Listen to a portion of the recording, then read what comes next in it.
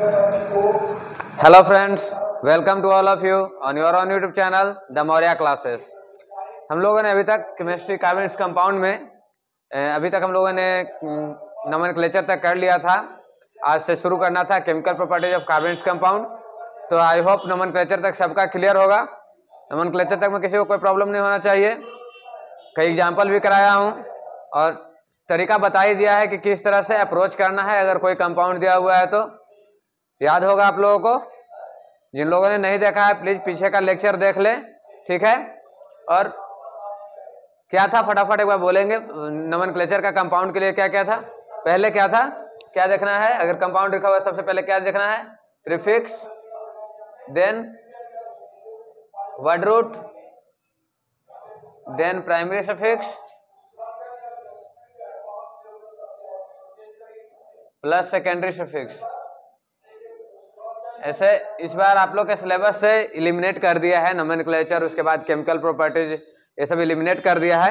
लेकिन ये बहुत बेसिक है। अगर आप आज नहीं पढ़ेंगे तो कल आपको 11th में दिक्कत होगा। कल in the sense of next year.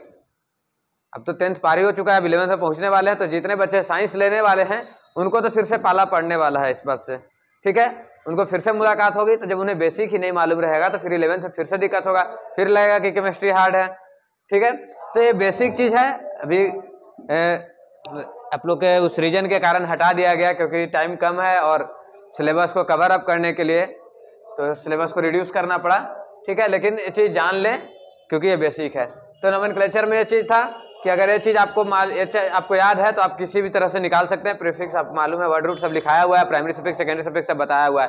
मतलब कोई भी कंपाउंड दिया हुआ है तो उसका निकाल सकते हैं, ठीक है। चलिए आज बात करना है chemical properties of carbon compounds. अब कार्बन कंपाउंड्स को हमने देख लिया, डील कर लिया। अब उसके हम केमिकल प्रॉपर्टीज के बारे में नेमिंग कर लिया। केमिकल प्रॉपर्टीज के बारे में पढ़ेंगे। तो केमिकल प्रॉपर्टीज के बारे में पढ़ेंगे तो पहले हम देखेंगे केमिकल प्रॉपर्टीज मतलब कैसे रिएक्शन कर रहा है, किस केमिकल के साथ कैसे कर रहा है। मेनली क्या कार्बन कंपाउंड के बारे में पढ़ना। जो कार्बन कंपाउंड का मेनली आपको जो पढ़ना है अल्कोहल और एसिड के बारे में, जैसे इथेनॉल और इथेनोइक एसिड के बारे में बाद में आप लोगों को आगे में भी पढ़ना है। मतलब उसके बारे में थोड़ा सा कि क्या क्या है, कैसे कैसे है उसका प्रॉपर्टी, ठीक है। वैसे हम रिएक्शन की बात करेंगे, ठीक है। तो रिएक्शन में पहला देखेंगे 4 तरह के रिएक्शन देखना है। Combustion reaction, oxidation reaction, addition reaction and substitution reaction. Combustion नाम से कुछ याद आया? कंबशन नाम से कुछ याद आया? क्लास 8 में कंबशन आप लोगों ने पढ़ा होगा। कंबशन सीधे बर्निंग से लेना है। तो मतलब कार्बन कंपाउंड को क्या करें हम, बर्न कर रहे हैं इन प्रेजेंस ऑफ ऑक्सीजन, यहाँ करेंगे। उसके बाद देखेंगे क्या होगा अगर ऑक्सीजन के प्रेजेंस में बर्न करते हैं तो क्या होगा, क्या नहीं मिलेगा। ऑक्सीडेशन रिएक्शन, ऑक्सीडेशन से भी परिचित होंगे। First chapter types of reaction, उसमें ऑक्सीडेशन रिएक्शन था। तो ऑक्सीडेशन रिडक्शन वाले में यहाँ से ऑक्सीडेशन रिएक्शन हम देखेंगे, ठीक है। कि किस तरह से अगर एक हम कार्बन कंपाउंड को ऑक्सीडाइज कर रहे हैं तो क्या बन रहा है, ठीक है। एक ऑक्सीडेशन रिएक्शन में अगर कोई कार्बन कंपाउंड को ऑक्सीडाइज कर रहा है तो ऑक्सीडाइज करने वाले कंपाउंड को क्या कहते हैं। फर्स्ट चैप्टर से अगर रिकॉल कर रहे हैं तो ऑक्सीडाइजिंग एजेंट, अभी हम सब डिस्कस करेंगे, ठीक है। फिर एडिशन रिएक्शन, एडिशन मतलब नाम से पता चला है कि कुछ ऐड हो रहा है, एक कंपाउंड में कुछ ऐड हुआ, ऐड होकर कुछ नया बनेगा, ठीक है। सब्स्टिट्यूशन रिएक्शन, सब्स्टिट्यूट मतलब रिप्लेस कर देना, बदल देना। तो क्या कर रहे हैं यहाँ पे, बदल रहे हैं, ठीक है। तो हम चारों तरह के देखेंगे रिएक्शन, हमें 4 तरह के रिएक्शन देखना है, ठीक है। तो सबसे पहले आते हैं कंबशन रिएक्शन पे, ठीक है। तो कंबशन रिएक्शन की बात करते हैं। तो कंबशन रिएक्शन में अगर बात करें तो कंबशन में क्या है, सीधा सीधा कंबशन से आपको याद आ रहा होगा क्लास 8 से, सीधे बोलिए, बर्निंग ऑफ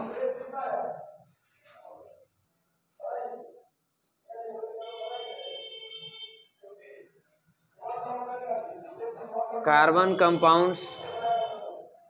हम मेनली किसके बारे में पढ़ेंगे, हाइड्रोकार्बन के बारे में पढ़ेंगे, ठीक है। हमें जो पढ़ना है मेनली हाइड्रोकार्बन के बारे में पढ़ना है।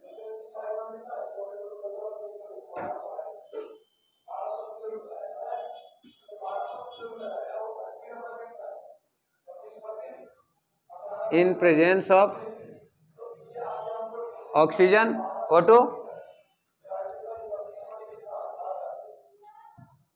और एयर,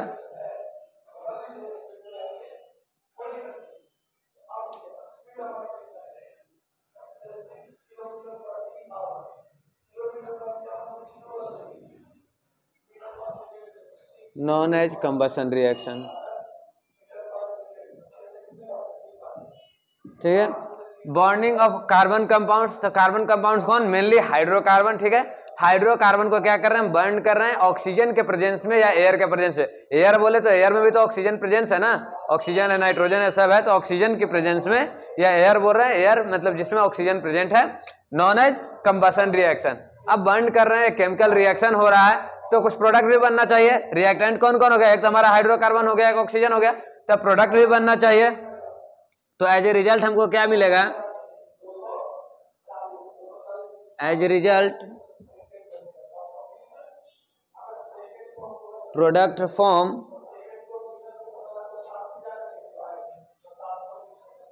प्रोडक्ट फॉर्म्ड क्या बना, CO2 बनेगा plus H2O and heat plus light, heat and light.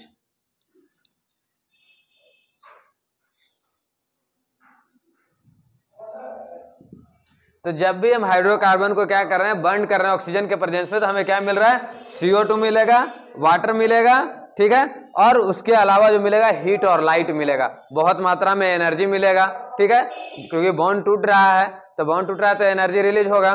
ठीक है, नया कंपाउंड बन रहा है तो क्या होगा। ऐसे भी आप एक बात जान ले कि कंबशन रिएक्शन क्या होता है, कंबशन रिएक्शंस आर एक्सोथर्मिक, सीधा सीधा याद रखें, कोई झंझट नहीं।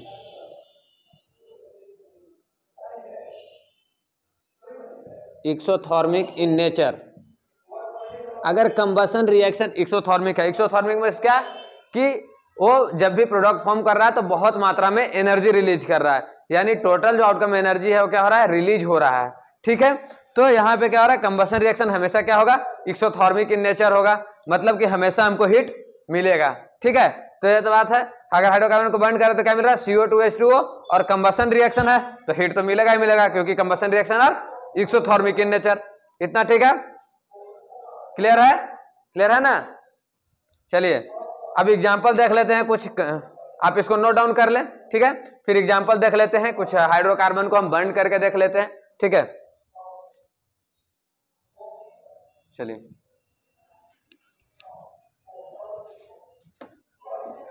एग्जाम्पल। सबसे फेवरेट कौन सा है, सबसे फेवरेट कार्बन हाइड्रोकार्बन कौन सा, मीथेन है ना, सबसे फेवरेट। प्लस O2 ऑक्सीजन के प्रेजेंस से बर्न कर रहे हैं। चलिए क्या क्या प्रोडक्ट मिलेगा, CO2 प्लस H2O, ठीक है, और प्लस में मिलेगा क्या, हीट एंड लाइट, क्योंकि कंबशन रिएक्शन आ रहा है एक्सोथर्मिक इन नेचर, तो एक्सोथर्मिक है तो हीट निकलेगा। अच्छा, और प्रोडक्ट मिला था CO2 और H2O। हाँ, अब रिएक्शन आप बैलेंस कर लें। ठीक है, बैलेंस कर लें, तो यहाँ पे 4 हाइड्रोजन 2, चलिए हो गया बैलेंस। वैसे भी आपको ऑर्गेनिक केमिस्ट्री में, जैसे ये तो बैलेंस हो गया, बैलेंस कर लिया, लेकिन ऑर्गेनिक केमिस्ट्री में आपको कंपाउंड वो करने की, बैलेंस करने की, इक्वेशन बैलेंस करने की जरूरत नहीं पड़ेगा। ठीक है, आपने बना लिया, मेन प्रोडक्ट क्या बन रहा है, CO2 और वाटर मिल रहा है, और हमें हीट एंड लाइट मिल रहा है, ये जरूरी आपको बैलेंस करने के लिए नहीं देगा।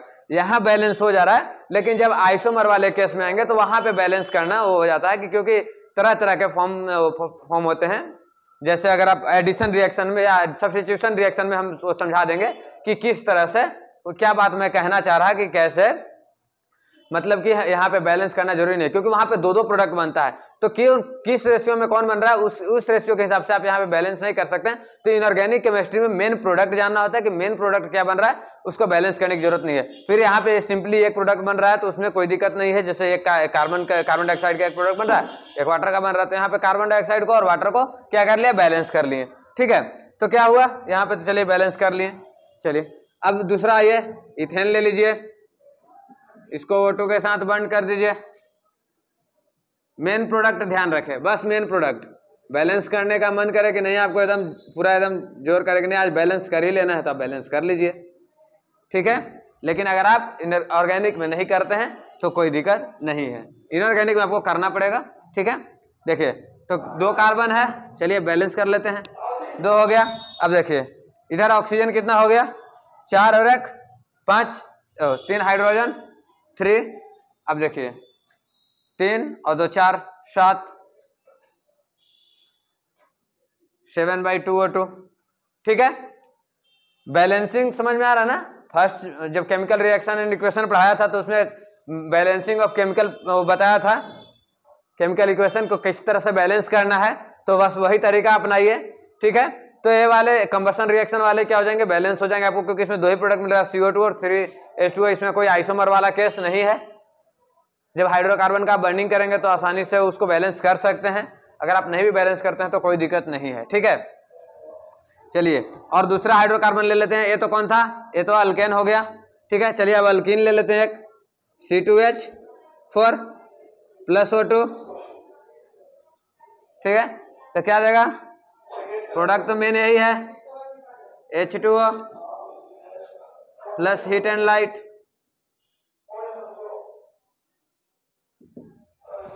चलिए इसको बैलेंस कर लीजिए, 2 मोल ऑफ हाइड्रोजन, क्या हो गया 2 और 2 4 2 6, 3 मोल ऑफ O2। ठीक है, बैलेंस है रिएक्शन, 2 2 2 3 4 6, हाँ ठीक है, बैलेंस। ठीक है, चलिए अब कहिएगा कि भाई आपने अल्केन लिया, अल्काइन को छोड़ दिया। चलिए एक अल्काइन ले लेते हैं, C2H2 + O2, main product CO2 + H2O + heat and light. ठीक है, अब इसको बैलेंस कर दीजिए, 2 हाइड्रोजन 2 2 2 4 1 5, 5/2, ये 5 है। बैलेंसिंग समझ में आ रहा है ना। अगर जिनको नहीं समझ में आ रहा है प्लीज उनको प्रेफर करूंगा कि आप केमिकल फर्स्ट चैप्टर का जो है उसका जाकर आप बैलेंसिंग का एक अलग से है बनाया हुआ, उसमें आप उसको देख लें कि किस तरह से बैलेंस करना है, क्या क्या क्राइटेरिया, कैसे रूल है। ठीक है, चलिए तो कंबशन में हम क्या देख रहे हैं कि अगर हम कंबशन रिएक्शन करा रहे हैं, कंबशन में क्या है, burning of carbon compounds in presence of oxygen, mainly हम हाइड्रोकार्बन देख रहे हैं। ठीक है, अब और भी कार्बन की चीजें हैं, जब हम कार्बन को बर्न कर रहे हैं in presence of, mainly carbon को हम बर्न कर रहे हैं तो क्या कर रहे हैं, बर्न कर रहे हैं तो क्या मिल रहा है, CO2 और H2O मिल रहा है, हीट और लाइट मिल रहा है। अच्छा, कार्बन के और क्या क्या चीजें हैं, ठीक है, कोल क्या है, कार्बन का है, एक वुड है, वुड में कार्बन है। ठीक है, वुड में कार्बन है ना, वुड कार्बन का ही बना है, तो वुड को अगर हम बर्न कर रहे हैं तो क्या मिलेगा, कोल को बर्न करने पर हमको क्या मिल रहा है, पेट्रोलियम है, पेट्रोलियम के बर्न करने पर क्या मिल रहा है। ठीक है, तो कंबशन में कितने टाइप के कंबशन है, कैसे उस बेसिस पे कि कैसे किस कंबशन का क्या हो रहा है, हम कंबशन के टाइप देख लेते हैं। ठीक है, कि कंबशन अगर हो रहा है, जैसे एक लकड़ी को जला रहे हैं तो अलग तरीका जल रहा है, LPG को जला रहे हैं तो अलग तरीका से, कोयला जल रहा है अलग तरीका से। ठीक है ना, तो उसके इस बेसिस पे हम कंबशन को देखते हैं। ठीक है, टाइप्स, चलिए टाइप्स पे बात करते हैं। तो नोट डाउन कर लिए example,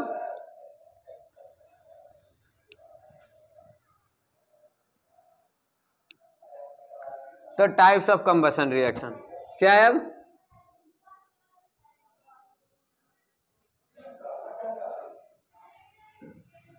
types of combustion reaction. ठीक है, पहला हम देखेंगे कंप्लीट कंबशन,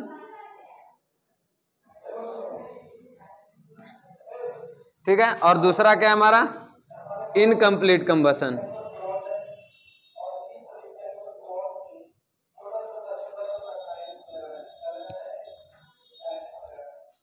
ठीक है,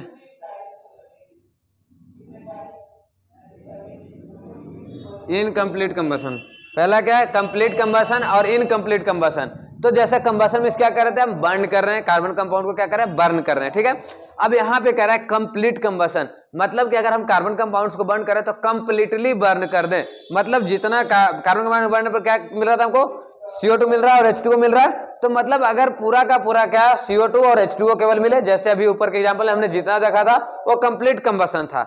ठीक है, क्योंकि वहां पे पूरा का पूरा बर्न हो गया था। ठीक है, तो यहाँ पे कंप्लीट कंबशन और इनकम्प्लीट कंबशन की बात कर रहे हैं, तो यहाँ क्या कर रहे हैं कि इतना हम बर्न करें कि अब उसके पास कोई और शेष न बचे, कार्बन पूरा का पूरा CO2 और H2O में कन्वर्ट हो जाए। वैसे इनकम्प्लीट कंबशन में क्या होगा, इनकम्प्लीट मतलब पूरी तरह से नहीं जल रहा है, पूरी तरह से नहीं कंबशन हो रहा है, तो क्या हो रहा है, उसके अलावा CO2 के अलावा H2O के अलावा भी कोई प्रोडक्ट बच रहा है। ठीक है, वैसे भी अगर आप देख रहे होंगे कि घर में जब स्टोव जलता है, LPG पे गैस बनता है, गैस चूल्हा जलता है, तो क्या ब्लू कलर का फ्लेम निकलता है। ठीक है, लेकिन वहीं पे आप अगर मोमबत्ती जलाइए, लालटेन जो आता था, लालटेन जलाते थे तो कैसा निकलता था, येलो कलर का गैस निकलता था, निकलता है ना, येलो कलर का गैस निकलता है। ठीक है, तो कंप्लीट कंबशन और इनकम्प्लीट कंबशन का ही रीजन है। ठीक है, तो कंप्लीट कंबशन क्या है कि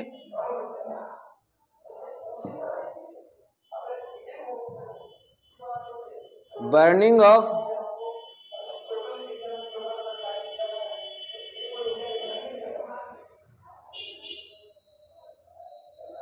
hydrocarbons in excess of air,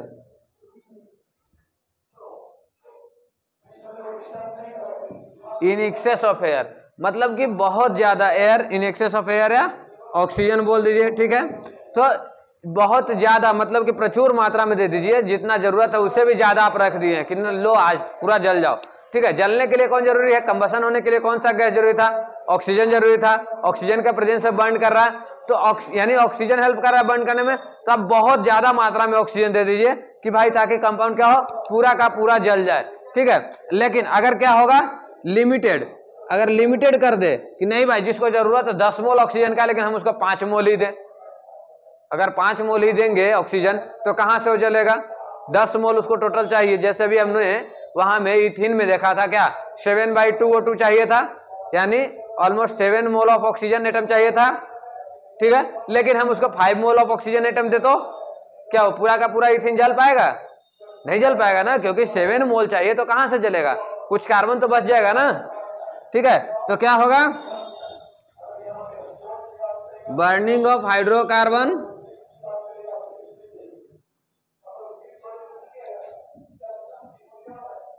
in limited, हम क्या करें, लिमिट कर दे रहे हैं कि नहीं भाई हम तुमको इतना से ज्यादा नहीं देंगे,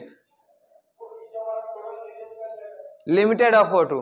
ठीक है, लिमिटेड ऑक्सीजन दे रहे कि नहीं इतना ही देंगे, इतना के अलावा हम तुमको नहीं देंगे, भाई इतना ही में तुम बर्न करो। तो क्या होगा, यहां पे क्या होगा, प्रोडक्ट कंप्लीट कंबशन में क्या होगा, प्रोडक्ट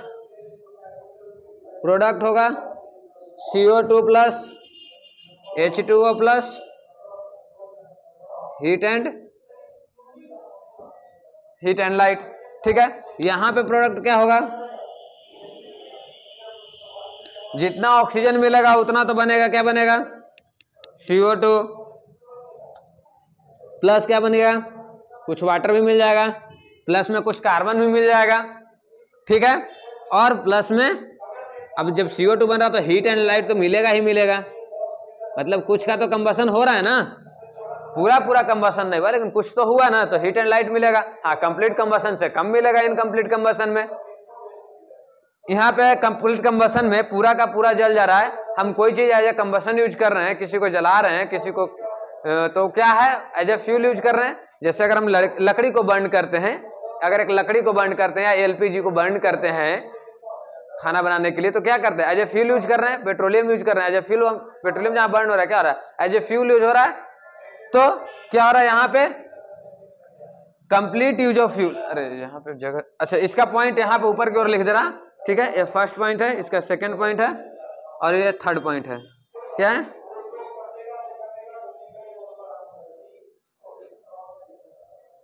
या डायरेक्ट आप ऐसे लिख सकते हैं कि नो वेस्टेज ऑफ फ्यूल, पूरा का पूरा जल जा रहा है तो कैसे वेस्ट होगा, नो वेस्टेज ऑफ फ्यूल। और यहां में क्या हो रहा है, वेस्टेज ऑफ फ्यूल, कुछ कार्बन के फॉर्म में रह जा रहा है ना, तो क्या हो जा रहा है, वेस्ट हो जा रहा है, तो वेस्टेज ऑफ फ्यूल्स हो रहा है। यहाँ पे फ्यूल्स की बर्बादी हो रही है। वैसे भी देख रहे हैं कि फ्यूल्स हम लोग बचाने में लगे हैं, क्योंकि ये क्या है, एग्जॉस्टिबल है, खत्म हो जाएंगे। ठीक है, इनएग्जॉस्टिबल नहीं है कि भाई टिके रहेंगे, चलो आप जितना यूज करना चाहो, जैसे यूज करना चाहो, ये सारे क्या है, एग्जॉस्टिबल हैं, खत्म हो जाएंगे, एक समय पे क्या हो जाएंगे, खत्म हो जाएंगे। तो आज से ही कितना एडवर्टाइजमेंट निकला है कि एक जैसा पेट्रोल वाला देखे होंगे एडवर्टाइज, अगर टीवी देखते हैं तो और ऑफकोर्स टीवी तो सब कोई देखते ही हैं, ठीक है। तो उसमें क्या एडवर्टाइज देखते हैं कि एक पिता अपने बच्चे को स्कूल छोड़ने जाते रहता है, तो बोलता जो रेलवे फाटक देखते हैं ना कि रेलवे क्रॉसिंग के पास क्या होता है कि फाटक गिरता है और वेट करना पड़ता है जब रेल क्रॉस कर जाए, देन उसके बाद क्या फाटक उठेगा और गाड़ी आगे जाएगी, ठीक है, व्हीकल आगे बढ़ेगा। तो कार वहां पे वो पिता खड़ा किया रहता है और बेटा से पूछता है, बेटा बड़ा होकर क्या बनोगे? तो बेटा बोलता है, पापा हम जूता सिएंगे, मोची बनेंगे। बोलता है, क्या भाई तुमको इसीलिए पढ़ा रहे हैं मोची बनने के लिए? पूरा सारा तेल तो आप जला दे रहे हैं, मेरे लिए कुछ बनेगा ही नहीं, तो बड़ा आदमी बनकर भी क्या करेंगे? बड़ा आदमी बनकर क्या करेंगे? मैं हमारे लिए कुछ रिसोर्स ही नहीं बचेगा, तो इससे अच्छा है बैठ के जूता सिलेंगे। तो वही एक क्या वो यहाँ पे एक चीज बताया गया है उससे कि मतलब जो एग्जॉस्टिबल रिसोर्सेस हैं उनको क्या करना है, हमें आने वाले फ्यूचर के लिए, जनरेशन के लिए बचा कर रखना है या हिसाब से यूज करना है, जितना जरूरत है उतना ही यूज करें। कई बार देखेंगे क्या करता है कि रोड पे गाड़ी खड़ा है, जाम में फंसा हुआ है, गाड़ी ऑन करके छोड़ दिया, कैसे थोड़ा सा देर चालू ही रहेगा तो क्या होगा, उतना थोड़ी देर हम पेट्रोल बचा लेंगे तो क्या होगा, बहुत कुछ होगा, ठीक है, वेस्टेज है। तो क्या करें, जो एग्जॉस्टिबल रिसोर्स है हम उसको बचाते हैं। तो वह यहाँ पे इनकम्प्लीट कंबशन क्या कर रहा है, वेस्टेज कर रहा है फ्यूल्स का, यहाँ पे हमारे रिसोर्स का वेस्टिंग हो रहा है, हमें यहाँ पे बचाना है, तो हमें क्या करना है, इनकम्प्लीट कंबशन नहीं कराना है, कंप्लीट कंबशन कराना है। इसीलिए एलपीजी बाद में आया कि भाई रिसोर्सेज का क्या हो, अच्छे से यूटिलाइजेशन हो, ठीक है, वहां पे क्या होता है, कंप्लीट कंबशन होता है, ठीक है। अभी कभी कभी ये भी देखे होंगे कि जब गैस चूल्हा पे खाना बनता है तो क्या होता है, ब्लू फ्लेम में से जलता है, लेकिन कभी कभी ऐसा देखे होंगे कि येलोइश कलर का आने लगता है, पूरा धुआं जैसा निकलने लगता है। वो क्या होता है, जब देखिएगा गैस चूल्हा में तो क्या होता है, एक छोटा छोटा पोर्स होता है, वो पोर्स जाम हो जाता है, जिसके कारण क्या होता है कि उसको ऑक्सीजन नहीं मिल पाता है, इनफ ऑक्सीजन, एक्सेस ऑक्सीजन नहीं मिल पाता है, जिसके कारण क्या होता है, येलो फ्लेम बन जाता है, ठीक है। अच्छा देखिए एक चीज और, यहाँ पे फोर्थ पॉइंट ऐड कीजिएगा कंप्लीट कंबशन में। चलिए मैं मिटा दे रहा फर्स्ट पॉइंट और फोर्थ पॉइंट लिख रहा है, आप लोग लिख लिए होंगे। क्या देखते हैं कि वो क्या होता है, ब्लू फ्लेम से बर्न होता है। क्या होता है, कंप्लीट कंबशन जब होता है तो burn with blue flame,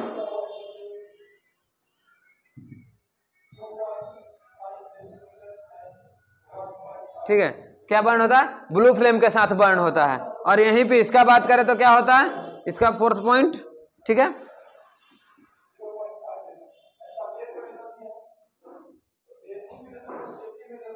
burn with yellow flame, ठीक है, देखिए येलो कलर का जो जलने लगता है, flame with a smoky suit,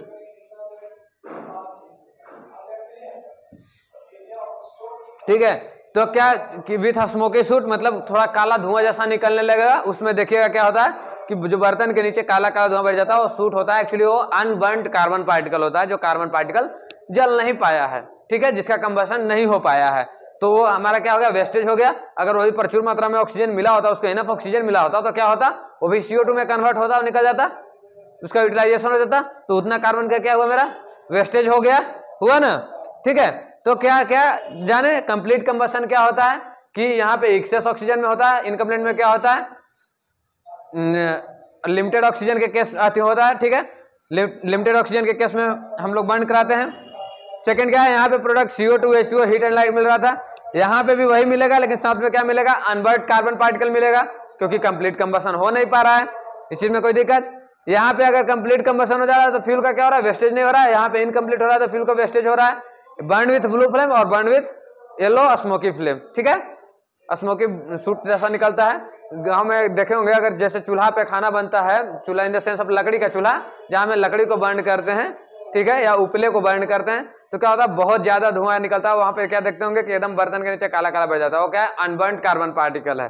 अब कहिएगा कि वो तो इतना एयर में वैसे जलता है, लेकिन जितना जरूरी है एयर में, तो एयर में और तरह गैस हैं, तो जितना ऑक्सीजन जरूरी है उतना नहीं मिल पाता है, जितना उसको ऑक्सीजन चाहिए कंप्लीटली बर्न करने के लिए उतना नहीं मिलता है, इस कारण से क्या होता है, वो अनबर्न्ड रहता है। इसका नहीं कि एयर का मतलब है तो भाई अब सारा ऑक्सीजन उसमें लग गया, नहीं लग पा रहा है, ठीक है, पूरा ऑक्सीजन उसको मिल नहीं पा रहा है बर्न होते समय, तो उस कारण से क्या हुआ कि अनबर्न्ड पार्टिकल जो रहता है वो कार्बन सूट की तरफ नीचे बर्तन में देखिएगा क्या होगा, वो लग जाता है, काला काला बैठ जाता है, वो क्या है, अनबर्न्ड कार्बन पार्टिकल है, ठीक है।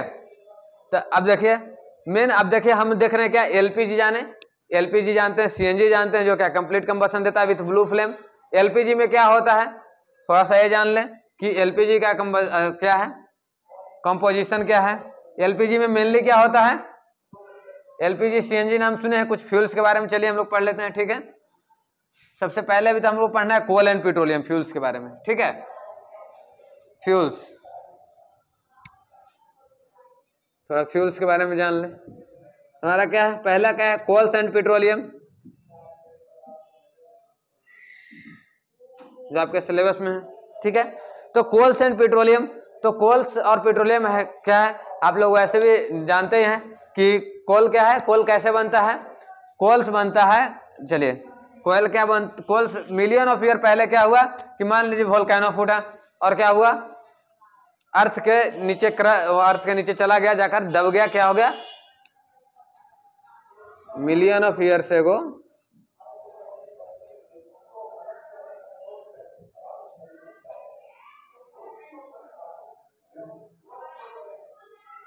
Due to volcanic eruption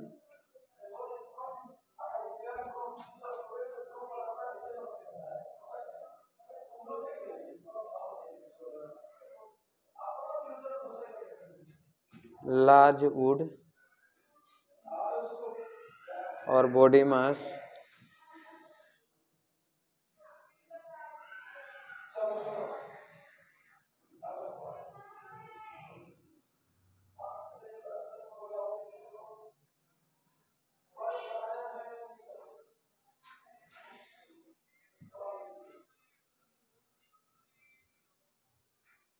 buried down and due to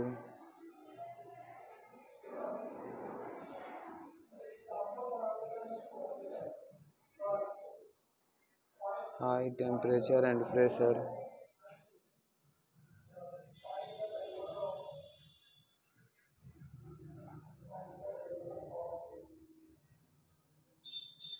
converted into कोल, ठीक है। क्या हुआ कि जैसे वोल्केनिक इरप्शन हुआ तो बहुत बड़ा एरिया में होता है, कई किलोमीटर में होता है, तो वहां पे जो भी पेड़ पौधा या फिर जो भी बायोमास थे, जो भी बॉडी मास था, क्या हुआ, वो बरीड हो गया, अंदर दब गया। अब मिलियन ऑफ साल तक ऐसे ही पड़े रहा। तो जैसे ही जानते हैं कि जैसे ही नीचे जाएंगे तो टेम्परेचर और प्रेशर क्या होता है, बढ़ने लगता है। तो टेम्परेचर और कंसिस्टेंटली मतलब लगातार उसको क्या, हाई टेम्परेचर हाई प्रेशर मिल रहा है, ठीक है। डिकम्पोजिशन हो रहा है, अब नीचे कुछ बैक्टीरिया भी हैं, ठीक है, कुछ ऐसे लिविंग ऑर्गेनिज्म हैं जो जिसको क्या बोलते हैं, डेट्रीवर्स, क्या कर रहे हैं, वो उसको डेट्राइटस बना रहे हैं, उसको धीरे धीरे डिकम्पोज कर रहे हैं, ठीक है। तो क्या हो रहा है, वैसे कंसिस्टेंटली हाई टेम्परेचर और प्रेशर मिलने के कारण क्या हो रहा है, धीरे धीरे क्या में कन्वर्ट हो गया, कोल में कन्वर्ट हो गया, ठीक है। वो क्या होता है, धीरे धीरे कोल में कन्वर्ट हो जाता है। भाई अगर पेट्रोलियम की बात करें तो पेट्रोलियम क्या होता है कि सैंड में क्या हुआ कि जो समुद्र में, ओशियन में जो स्मॉल हैं, जैसे जू प्लैंक्टन्स की बात करें, और या फिर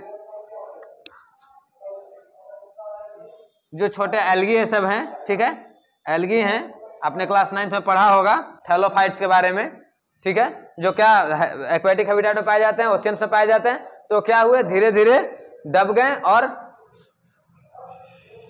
दब कर क्या हुआ, उसके लेयर ऊपर बालू के लेयर बनते हैं। क्या हुआ, धीरे धीरे क्या हुआ, देखिए जैसे ना कि अब ऐसा मान लीजिए कि ये सी बेड है, अब सी बेड पे क्या है, ढेर सारा एल्गी है और छोटे छोटे जू प्लैंक्टन्स हैं, ठीक है। अब उन लोग वहां पे खेल रहे हैं, कूद रहे हैं, अपना रह रहे हैं, छोटे छोटे एनिमल्स। अब उन लोग क्या हुआ कि धीरे धीरे मरे, बरीड हो गए, उसके अंदर दब गए, धीरे धीरे लेयर बैठता गया सैंड्स का, और बहुत नीचे दब गए। तब क्या हुआ, ऊपर से वाटर के कारण भी प्रेशर है, ठीक है, वाटर अपना प्रेशर लगा रहा है, और हाई टेम्परेचर नीचे सी बेड में होता है। तो हाई टेम्परेचर हाई प्रेशर के कारण, consistence high temperature high pressure के कारण मिलियंस ऑफ ईयर में क्या हुआ, वो धीरे धीरे क्या हो गया, कन्वर्ट हो गया किसमें, इसमें पेट्रोलियम में, या फिर ऐसा बोले क्रूड ऑयल में कन्वर्ट हो जाता है। ऐसे हम क्रूड ऑयल निकालते हैं, फिर उसको बाद में रिफाइन करते हैं पेट्रोलियम में, और नेचुरल गैस में कन्वर्ट हो गया, ठीक है। क्या हो गया, नेचुरल गैसेस में कन्वर्ट हो गया। तो पेट्रोलियम की बात कर लें तो पेट्रोलियम कैसे बनता है,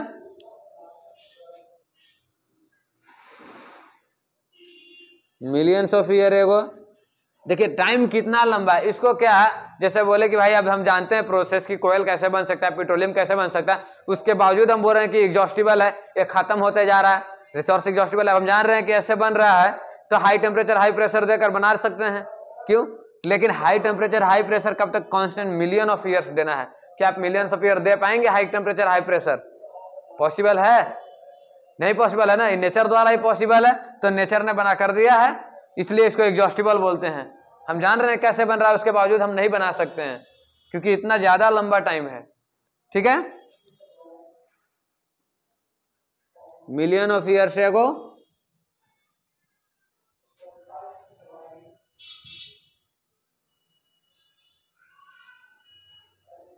in ocean beds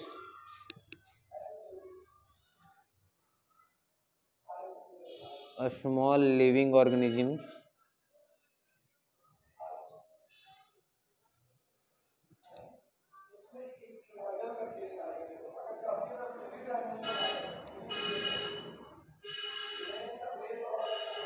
after death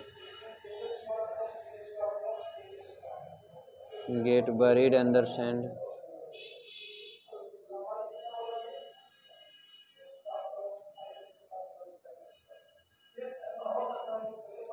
and due to constantly मतलब लगातार, due to constantly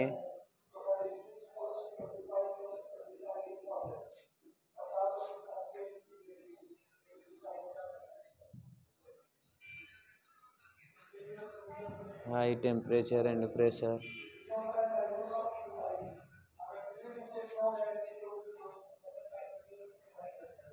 get converted into natural gas petroleum। ठीक है, तो क्या हो रहा है कि कन्वर्टर हो जा रहा है नेचुरल गैस में, पेट्रोलियम में। ठीक है, तो क्या हुआ कि छोटे छोटे जो ऑर्गेनिज्म थे, प्लांट्स थे, वो धीरे धीरे क्या हुए, अपना लाइफ साइकिल पूरा किए, मर गए। तो क्या हुआ, सैंड के नीचे दब गए। अब वो सैंड के नीचे दबते गए, ठीक है, वैसे ही दबे रहे और मिलियंस ऑफ ईयर तक दबे रहे। तो हाई टेम्परेचर हाई प्रेशर उनको लगातार मिलता रहा, तो उसके कारण धीरे धीरे वो क्या हुए, कन्वर्ट हो गए नेचुरल गैसेस में, पेट्रोलियम में कन्वर्ट हो गए। ठीक है, ये चीज तो है कोल एंड पेट्रोलियम के बारे में। अच्छा, मैं अब एलपीजी की बात कर लें।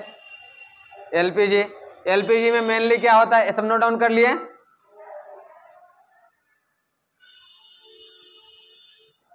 एलपीजी में मेनली क्या होता है, अगर एलपीजी की बात करें तो एलपीजी का जो मेन कंटेंट होता है, मेन कॉम्पोजिशन और कुछ भी होते हैं, लेकिन मेन की बात करें, केवल मेन कॉम्पोजिशन इसके क्या है,